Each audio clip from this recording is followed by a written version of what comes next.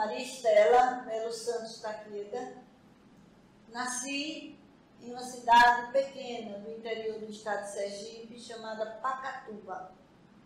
Lá passei minha infância e grande parte da minha adolescência. É uma cidade que dava liberdade para a gente brincar, mas brincar na rua, brincar com todas as crianças. Lá não tinha diferenciação de classe social, porque existia uma classe social só, todos pobres. Sabe, cidade do interior pequena, uma cidade pobre, ainda hoje é uma cidade pobre. E a gente brincava assim, discriminadamente, sem marginalizar nenhum outro colega. De brincadeiras na infância, a gente brincava, não tinha brinquedo caro, não tinha boneca, não, a gente brincava com coisa de rua, era pular corda, né? Era andar de cavalo, né? Quem tinha cavalo, a gente dia de domingo de tarde, vamos passear, ia uma, depois o cavalo ia outra pessoa, era essas brincadeiras, correr atrás do outro, era brincadeira mesmo de quem, do que tinha no espaço.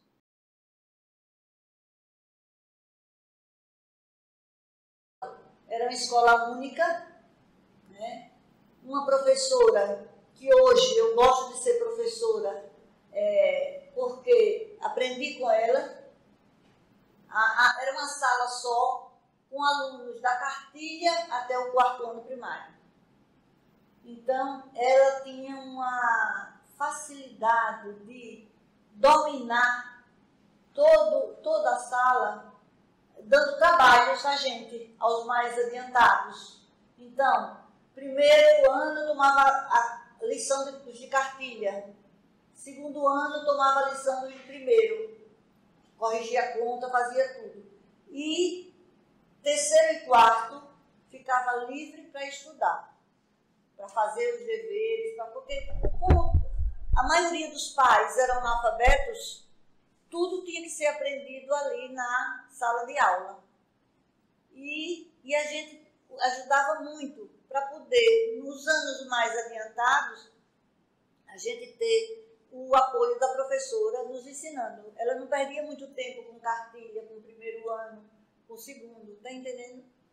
E isso me fez gostar de ensinar, gostar. E a gente aprendia, ao mesmo tempo que estava ensinando, a gente estava aprendendo a fazer conta, aprendendo a ler, que a leitura era muito importante. Porque hoje a gente vê que as pessoas, mesmo com nível mais avançado, têm dificuldade na leitura. Lê sem uma pontuação, sem uma dicção de chamar a atenção. E ela não, ela fazia questão. Quando a gente gaguejava, ela dizia, vá soluçar lá na cadeira, quando parar de soluçar e que ler direito, volte para ler. Era bem exigente, tá entendendo? E fiz o primário lá. Terminei até a 4ª série. Na 4ª série vim aqui para Aracaju, a primeira vez que eu vim em Aracaju. Nunca tinha vindo. Fazer o exame de admissão. Fiz o exame de admissão, passei e cursei o ginásio e o científico aqui no Colégio Estadual Ateneu Sergipense. Né? Era um colégio muito bom, onde a gente também brincava sem marginalização, assim, tanto, né? Sem discriminar. A minha cidade era muito mais aberta, discriminação zero. Agora aqui já tinha o pessoal de mais condição social mais elevada, já não brincava mas como a maioria do colégio estadual era classe média e baixa, então tudo se resolvia e tudo se dava bem.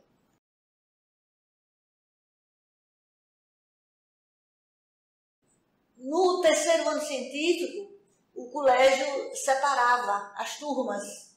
Quem ia fazer medicina, quem ia fazer engenharia, ou quem ia fazer profissões assim, humanas. Então tinha o curso científico e tinha o curso clássico, Quem ia fazer humanas, educação, direito, serviço social, fazia o clássico. Quem ia fazer medicina, engenharia, química industrial, economia, fazia o científico. E no terceiro ano ainda fazia uma separação. Quem ia fazer medicina ficava numa turma, porque não fazia matemática no terceiro ano, fazia matemática só até o segundo ano. Quem ia fazer engenharia não fazia biologia no terceiro ano, fazia biologia só até o segundo e implicava em aprender mais matemática. Os horários de biologia substituía por aula de matemática.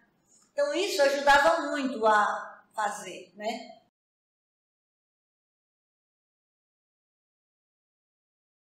E pré-vestibular, nunca fiz, não podia pagar. Estudava sozinha, estudava final de semana com as colegas que faziam pré-vestibular, que podia, e pegava. E eu tinha essa irmã que estudava química industrial, que já era mais adiantada do que eu, era muito inteligente, e ela também me dava muita dica de física, de matemática, de química. Então ela dava muita dica para a gente. As colegas iam lá para poder ter as dicas, ela ensinava. Quer dizer, vai ensinando, vai aprendendo. A melhor maneira de você aprender é ensinar.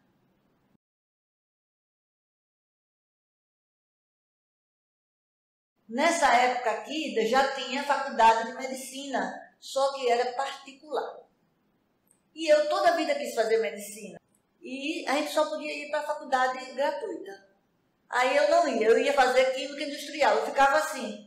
No terceiro ano de medicina, me matriculei, mas estudava muito final de semana com a turma de química e de engenharia, para poder, porque estava para sair a universidade. Se saísse a universidade, a faculdade ia ser gratuita. Aí foi quando, em setembro, foi assinado o termo da universidade. E aí eu fiz vestibular para medicina, passei e fiz a faculdade, os 6 anos de faculdade de medicina.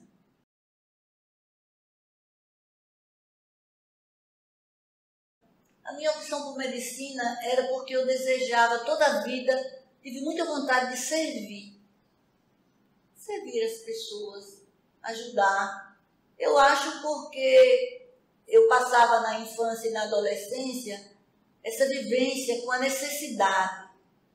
Não se tinha médico lá no interior, o médico era do SESC, uma vez por semana, população muito sofrida, e a gente conhecia todo mundo, né? Todo mundo era conhecido no outro. Quem é que não se conhecia em Pacatuba?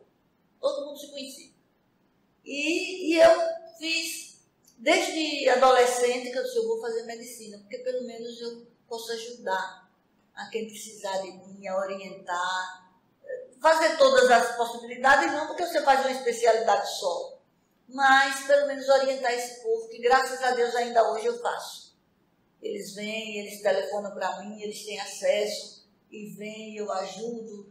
No João a gente vai, olha, eu pergunto ao colega, peço ajuda. Então, medicina foi para mim esse objetivo, a vontade de servir. E de aprender também, né? Aprender a medicar, a tirar as coisas mais simples, eu tirar daquela situação mais simples, né?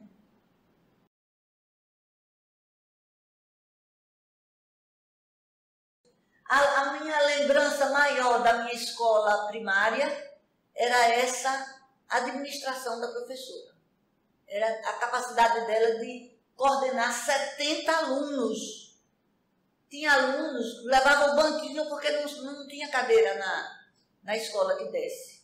Porque era uma professora só, né?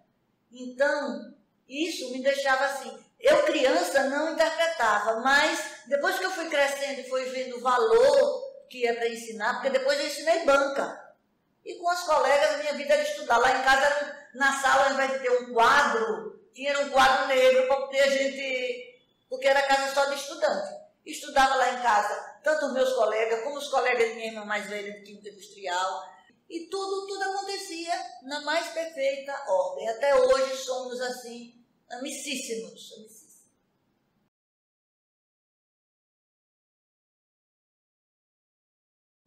Nessa época, a nossa faculdade dava direito o estágio opcional a gente fazer fora da faculdade. E aí eu consegui ir para São Paulo. Fiz uma carta para um professor que sabia muito aquele universo do básico e ele respondeu a carta. Eu pedi para ir para o Hospital das Clínicas de São Paulo, que também eu tinha essa cachaça de ir para o Hospital das Clínicas. E quando eu recebi a resposta dele, na segunda carta ele me respondeu, ele disse que lá no Hospital das Clínicas ele não podia me receber, porque tinha os alunos da Faculdade de Medicina de Pinheiros. Então, a preferência era deles. Mas que ele trabalhava na Beneficência Portuguesa com a equipe de Dr. Zerbini para cirurgia cardíaca. E era um lugar que eu queria aprender equilíbrio básico, que aqui na época ninguém sabia. Aí eu disse, eu quero ir para a Beneficência Portuguesa, para aprender com ele, né? Fui para a Beneficência Portuguesa, o maior sacrifício, porque para eu cursar medicina, eu dei aula no Ateneu, e não era só eu não, como não tinha faculdade de filosofia, os alunos de medicina, de química, viviam dando aula. E a gente, era uma oportunidade assim, muito boa, porque eu lhe digo que para mim me ajudou muito. Aí quando chegou no 6º ano, eu pedi demissão do Estado e vinha juntando dinheiro, né, porque você vai ter que se preparar para passar um tempo lá, e fui embora para São Paulo. Maior aventura. E lá fui muito bem recebida. Não só por Dr. Rui Vaz Comigo do Amaral, como também pelos outros anestesistas do grupo.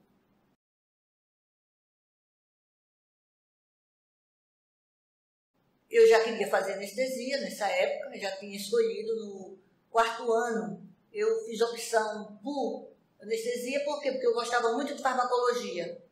E aí, uma matéria que usava muito os psicotrópicos e coisa, era ou psiquiatria ou anestesia.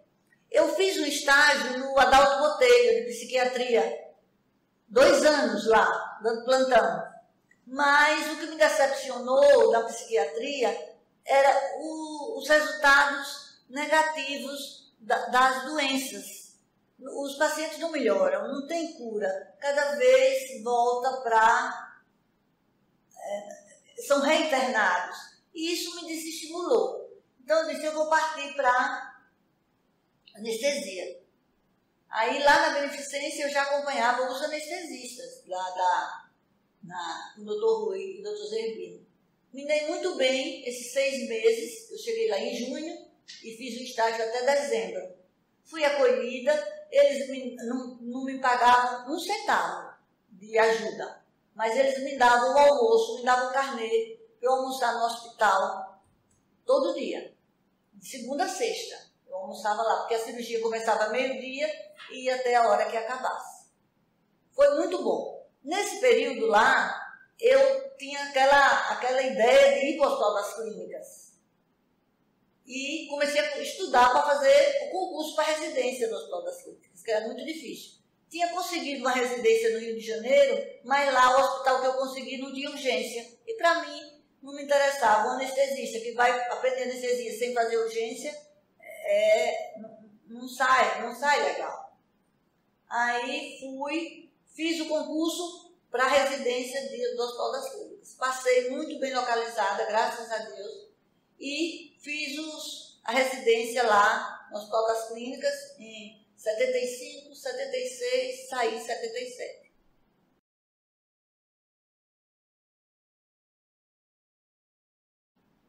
Vim para aqui, para Aracaju, de volta. Minha cachaça era voltar para Aracaju. Voltei, comecei a trabalhar no Hospital de Cirurgia, que tinha o plantão, e trabalhei 18 anos em cirurgia cardíaca aqui. Resolvi me afastar da cirurgia cardíaca.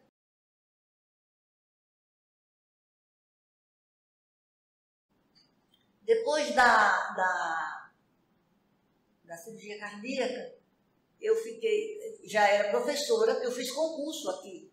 Quando eu cheguei, fiz concurso. Depois pedi demissão, eu estava com os filhos todos pequenos, pedi demissão, mas sempre ia dar uma aula extra, dar uma aula que os professores me convidavam, de choque, de, assim, coisas mais de urgência, né? E aí, quando meus meninos cresceram mais, os gêmeos ficaram com 7 anos, também eu tive gêmeos, era difícil de coordenar, né? Os gêmeos ficaram com 7 anos, abri o concurso para anestesia. Simval estava sozinho e aumentou o número de alunos, e aí eu prestou esse concurso eu, Maria Helena e Enedino. E nesse concurso eu passei em primeiro lugar, era uma vaga só. Eu passei em primeiro lugar e ainda trabalhei com o Simval 2 anos, acho que mais de 2 anos, 3 anos. Aí chegou a hora de Simval se aposentar. Se aposentou e veio o segundo colocado, que foi Maria Helena. E nós trabalhamos juntas muitos anos, né? Até que culminou com o falecimento dela, assim, bastante agudo, bastante... Foi assim uma coisa que deixou a gente muito... E continuei com Vera, que entrou para substituir Maria Helena. Depois, Fabrício chegou para poder completar o esquema da anestesia, porque tinha também residência e que tinha que dar apoio, e 2 professores só não dava conta de tudo isso. E Fabrício entrou, foi com a pandemia, a universidade, eu também já com 70 anos, né? A universidade me chamou para poder me aposentar. Mas, de qualquer maneira, eu prestei à Universidade Federal do Sergipe 34 anos de ensino. E lhe digo o seguinte, que nunca fui para lá, quem foi meu aluno, lembra, nunca fui com má vontade. Sempre fui com vontade de dar a aula, não enganar enrolando aula. Eu chegava na sala de aula, arrumava meus pretextos e começava e dizia o tempo inteiro: não, vamos para dar tempo da matéria toda.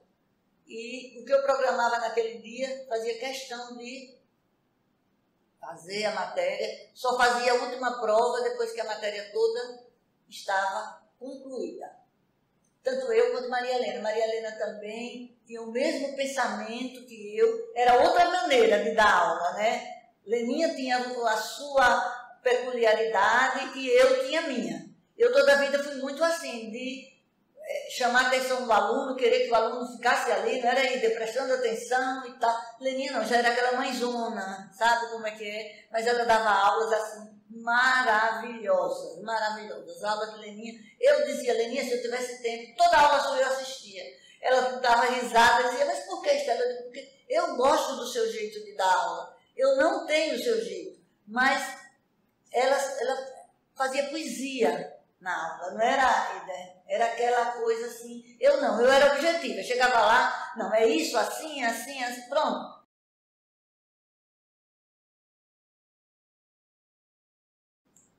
A disciplina que eu lecionei sempre foi anestesia. E eu tive 2 pessoas que me deram muita força na anestesia. Foi Simval, que eu acompanhava, acompanhava a Célia, acompanhava a Leonel quando era estudante. Essas 3 pessoas me ajudaram muito na anestesia. E quando eu voltei, uma pessoa que me recebeu muito bem, que eu devo muito a ele, gosto muito dele, eu sou Antônio Cruz, que eu fui anestésio, era um capítulo, hoje é de básica técnica, né? Na época era de clínica cirúrgica 1. E o professor de clínica cirúrgica 1 era o professor Antônio Cruz. Mas ele me deu uma ajuda, ele datilografava. Naquela época não tinha internet, não tinha monitor, não tinha computador. Mas ele tinha uma máquina IBM de esfera, saía cada letra bonita e ele fazia isso por meus slides todos também. Teles também gostava muito de fotografia, digitava não, datilografava, né?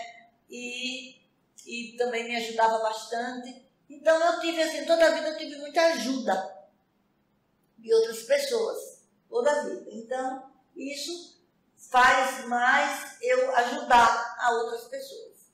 Porque quando você recebe, você quer passar adiante, você quer dar, né? Então, encontrei pessoas na faculdade que me ajudaram bastante. Eu não tive ninguém que tivesse sido contra. Não tenho essa lembrança. Ah, o professor tal foi contra você. Não. Todo mundo... E eu dizia sempre, eu só saio como quando completa 70 anos, na compulsória. Eu só saio na compulsória. E verdade, eu saí na compulsória. Com 70 anos foi que eu saí. Mas eu tinha esperança de ser recontratada. Mas com a pandemia não tinha aula, então aí agora deixa pra lá. Eu fico só na lembrança boa.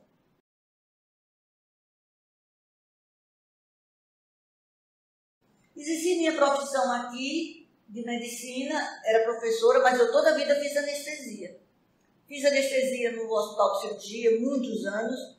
Fiz anestesia na Clínica Santa Helena, também muitos anos. E fiz anestesia no Hospital São José. Cada dia da semana eu trabalhava em um lugar. Tá entendendo? Aí trabalhei como obstetrícia, trabalhei no São José com cirurgia geral, e trabalhei no Hospital de Cirurgia com cirurgia cardíaca. Inicialmente eu estava plantando no pronto-socorro, mas depois que a gente formou o serviço de cirurgia cardíaca, eu fiquei só na cirurgia cardíaca, Maria Helena também só na cirurgia cardíaca.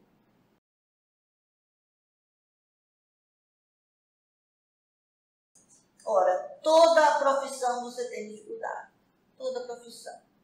Você tem dificuldade em exercê-la, por quê? Porque a própria condição do país, a própria condição com a saúde, é sempre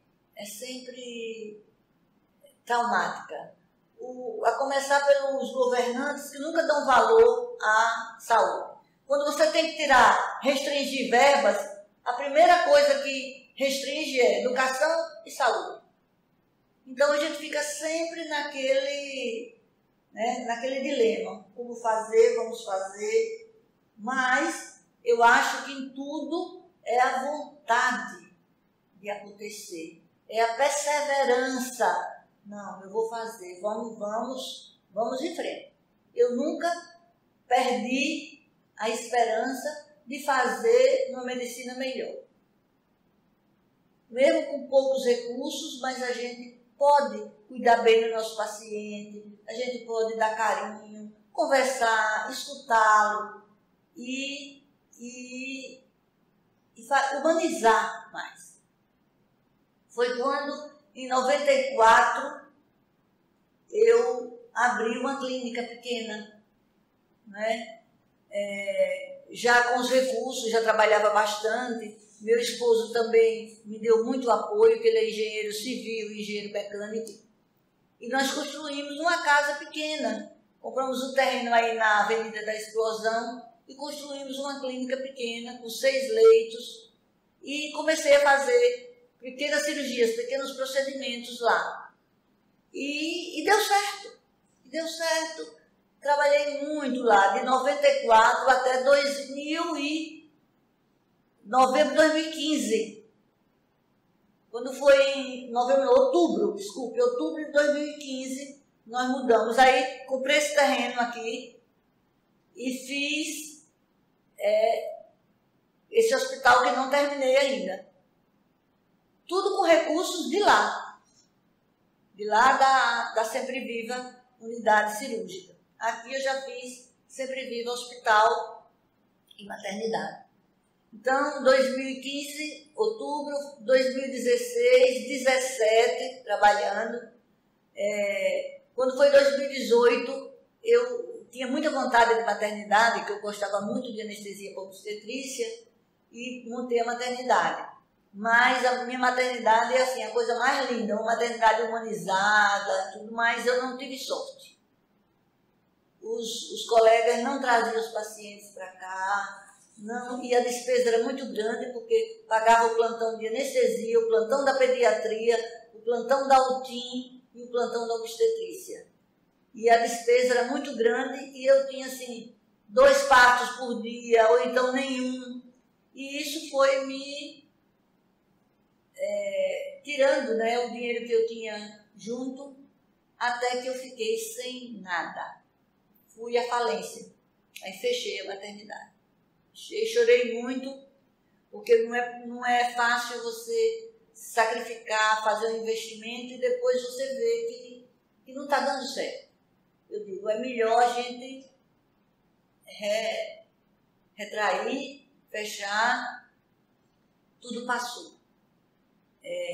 Tem aí o espaço, está tudo fechado, tudo empacotado, mas eu não quero mais maternidade. Se eu achar uma pessoa que queira alugar e que queira fazer, mas eu mesma, Estela, não perdi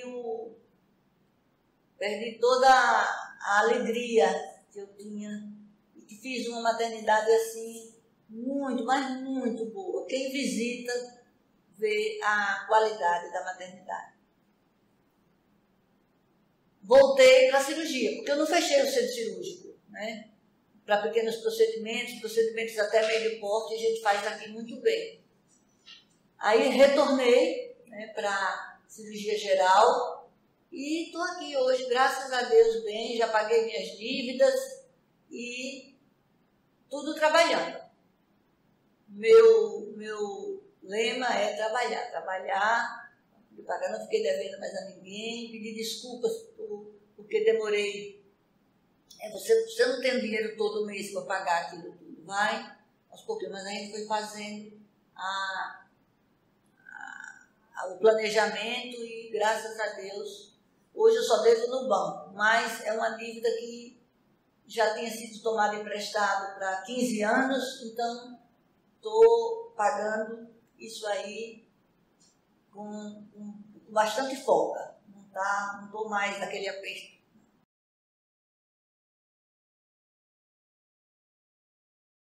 Graças a Deus, o meu câncer não me podou. Você imagina que eu tive aquela doença e não precisei pedir licença na universidade, porque quando eu adoeci, já ia terminar o semestre. Faltava só uma aula e a prova. A Heleninha disse, eu faço. Aí pronto, eu me operei nesse intervalo. Quando voltou, eu já estava boa para voltar. Não precisei. Quando teve a metástase, era férias de novo da faculdade. Eu fui para o Rio, fiz a radioterapia e voltei. Quer dizer, não precisei tirar licença nenhuma. Então, até isso Deus me ajudou.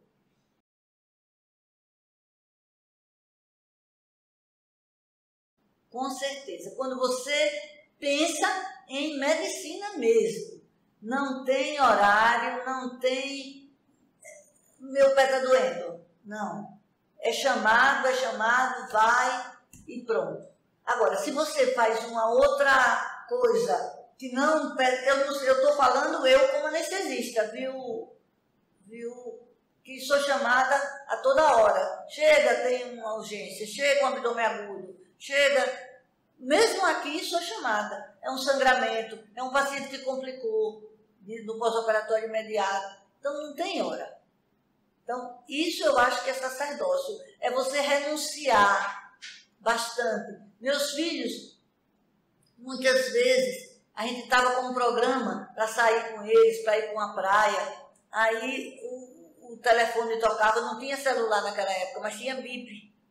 O bip tocava, chega, sai todo mundo do carro, chorava, Jorge mesmo, que hoje é médico, ele dizia, Deus me livre de fazer medicina, não quero mãe médica, não sei para quê. Dizia assim. Tanto é que quando ele foi se inscrever no vestibular, ele não me disse que ia fazer medicina. Ele se inscreveu, como eu não acompanhava, viu? Meus filhos eu criei muito independentes. Todos eles mesmo que se matriculava no vestibular, eles iam para o vestibular, às vezes ele dizia, minha mãe, a mãe dos meus coleguinhas ficam tudo lá esperando que acabe a prova. Eu digo, sua mãe fica trabalhando. Não tem problema, cada um faz uma coisa. Elas ficam lá esperando e sua mãe fica trabalhando. Não tem necessidade. Eu vou ajudar vocês, eu lá sentada, esperando por vocês? Não. Então ele foi. Quando um belo dia, eu disse, Jorgito, você vai fazer o quê, meu filho mesmo? Aí eles vão fazer medicina. Eu disse, não acredito. Você que reclamava tanto. Ele disse, vou fazer medicina, vou fazer. E depois eu fui fazer anestesia. Eu disse, não, agora só que ele faz hoje uma especialidade da anestesia, que é dor, que é uma coisa que toda a vida eu tive vontade de fazer. Eu sempre dizia a ele, se eu pudesse, eu ia fazer 1 ano de dor intervencionista. Mas não dava, para mim não dava, com a clínica não dava. E aí ele fez dor e hoje, graças a Deus, faz muito bem e tem muita clientela e trabalha muito também.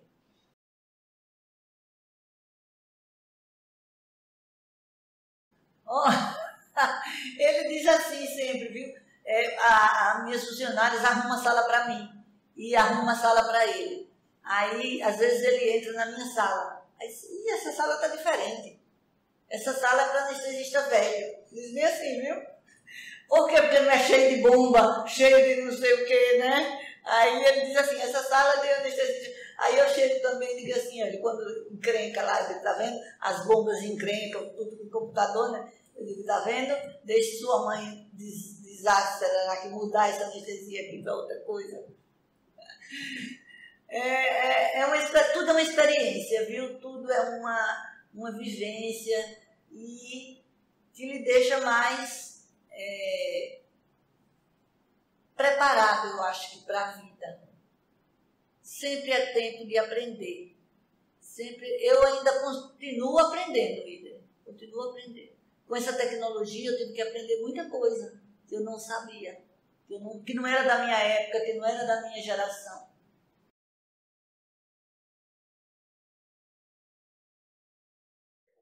A todo vapor. Não sei se é por causa do hospital, mas eu trabalho todos os dias, Ida. De 7 da manhã às 19, 20 horas. Todos os dias. Não em anestesia. Faço muita anestesia, sim. Mas, assim, na parte administrativa. Então, mas faço ainda muita anestesia.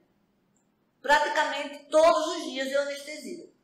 Agora, segunda, quarta e quinta, eu trabalho uma parte, às vezes de manhã, às vezes de tarde, mas o outro período eu vou para a administração.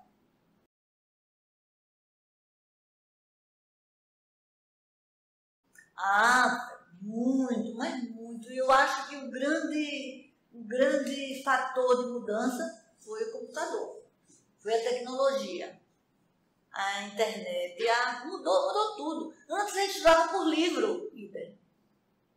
Eu ia para o congresso, voltava com uma mala, pagava um peso enorme cheio de livro. Hoje você não precisa mais de livro. O meu mestrado eu já fiz todo na internet, no computador, buscando. Antes, quando você queria um artigo, ligava para São Paulo, para IBM, se lembra? Para Birene, que aí eles mandavam o artigo pelo correio. Era assim. Então, hoje você tem essa facilidade.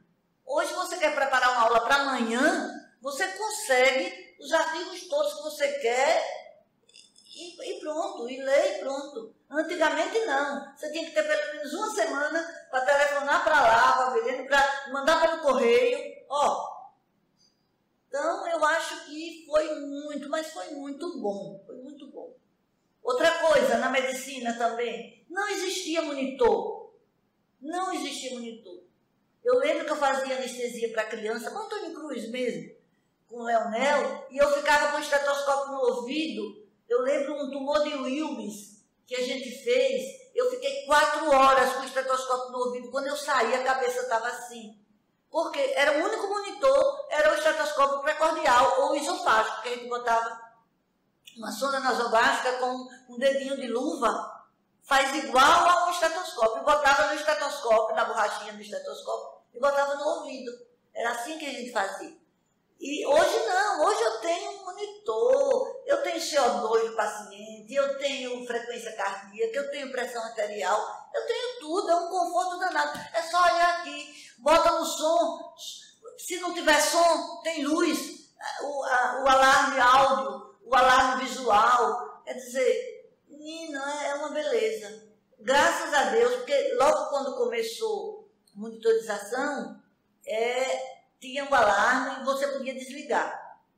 Hoje, graças a Deus, não desliga mais, porque ainda tinha colegas que desligavam para poder não ser.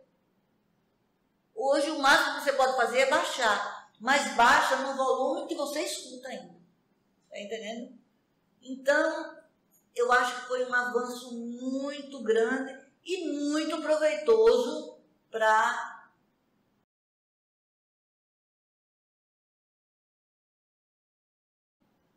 Bom, eu acho o seguinte, que muitos professores foram trocados e foi beneficiada por pessoas mais jovens com a vontade de ensinar.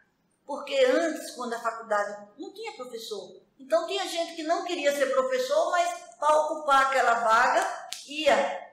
Mas não tinha aquele entusiasmo, porque eu acho que tudo você tem que se entusiasmar. E dar aula é um entusiasmo. Você tem que ir hoje eu vou falar sobre rádio. Que coisa boa. Hoje eu vou falar sobre diabetes, o paciente diabético para a cirurgia. Que cuidados é que eu vou ter? Como eu vou me comportar? E o pós-anestésico desse paciente? Então, tudo isso é cativante. Então, você tem que vibrar para o aluno também vibrar com aquela aula. Então, eu acho que foi positivo essas substituições de professores novos. Com certeza, Fabrício mais Vera está fazendo melhor do que eu e Leninha fazia. Porque eles estão tendo mais condição. Então, foi um ganho, viu? Um ganho.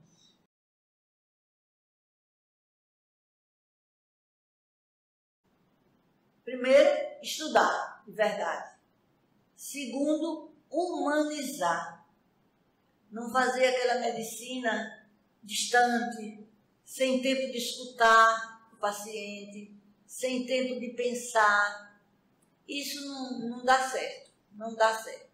Mas uma medicina que você leve em consideração a clínica, que a clínica realmente faz diferença. Quando você sabe clínica, é diferente o raciocínio. Eu sempre dizia assim a eles, anestesia é fácil.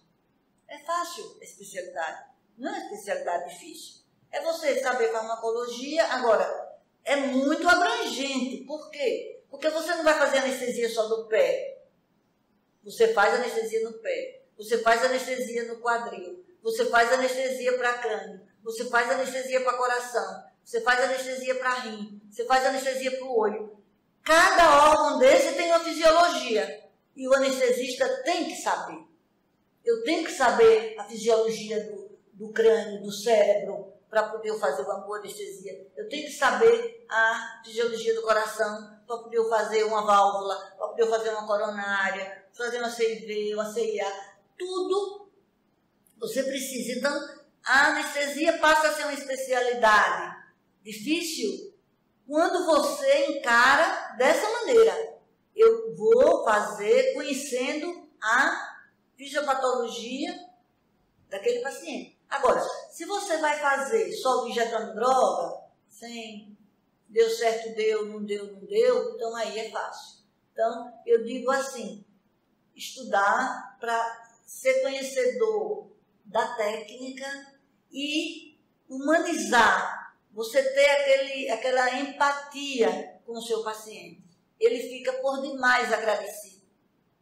E um agradecimento desse, quando você recebe uma carta, você recebe, não é, dizendo, às vezes 2, 3 meses depois eu recebo uma carta do paciente, eu nem me lembro mais quem foi, porque é bastante gente. Muito obrigado, doutora, eu cheguei tão nervoso, mas a senhora me acalmou, a senhora disse isso, eu nem me lembrava, porque são muitos, né? E eu trabalho com uma população pobre do estado. São essas pessoas que tinham SUS e hoje o SUS não atende. Então eles fazem juntam aquele dinheirinho, aquele pacote e vem para cá, eu faço o pacote para o hospital e o pacote o médico faz e eu ganho, todo mundo ganha um pouco, mas eles são tão agradecidos que você não imagina. Hoje 90% de minha clientela é essa aqui. Então o meu conselho é fazer uma medicina mais humanizada e um conhecimento mais profundo do que você está fazendo. Ah, mas eu preciso ganhar, certo? Todo mundo precisa ganhar, porque é uma profissão. Mas você não pode botar em primeiro lugar o ganho. Não, se você não me pagar tanto, eu não faço sua cirurgia. Então não pode ser assim. Você tem que associar, ganhar e trabalhar direito. Fazer jus àquilo que você está ganhando.